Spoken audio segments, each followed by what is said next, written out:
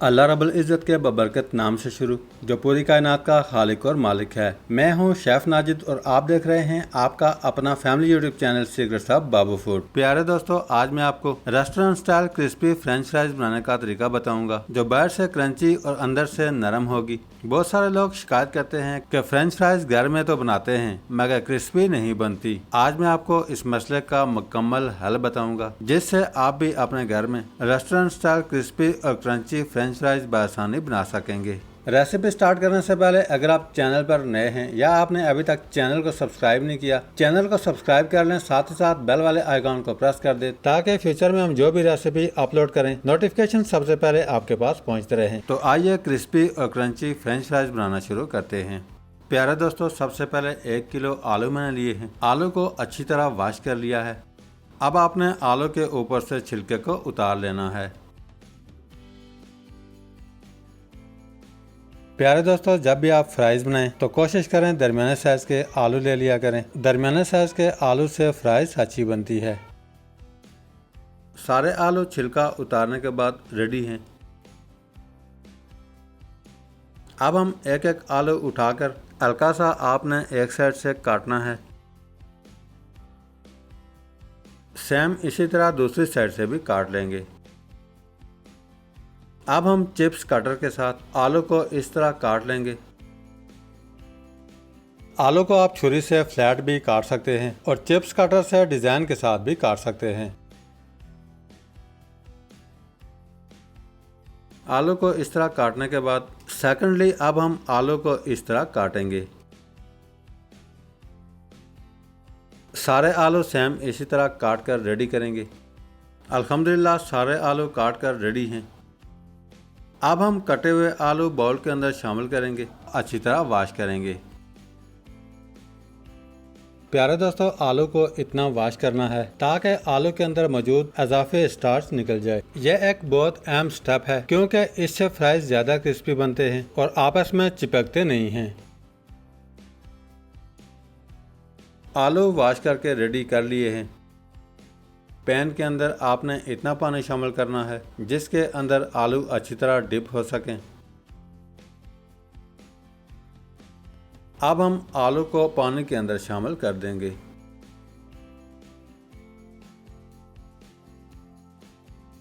साथ ही साथ आलू के अंदर हाफ टेबल स्पून नमक शामिल करना है।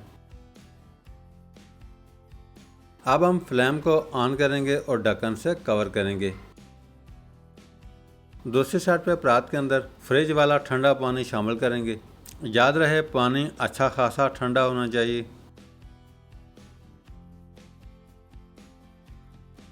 पानी के अंदर बॉयल आने के करीब है।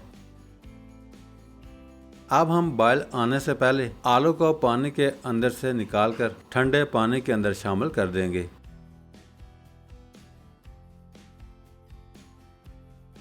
आलू को ठंडे पानी के अंदर अच्छी तरह ठंडा करेंगे। इससे आलू के अंदर हार्डनेस आ जाती है। आलू अच्छी तरह ठंडा होते ही पानी के अंदर से निकालेंगे और परात के अंदर दोबारा शामिल कर देंगे। अब आपने कोई भी मलमल का कपड़ा या टिश्यू पेपर लेकर आलू को अच्छी तरह ड्राई करना है। आलू को अच्छी तरह ड्राई करने के बाद हम अगले स्टेप पर जाएंगे। डियर व्यूअर्स, आप देख सकते हैं आलू अच्छी तरह ड्राई हो चुके हैं। अगले स्टेप में स्ट्रेनर के अंदर 2 टेबलस्पून कॉर्नफ्लोर शामिल करेंगे।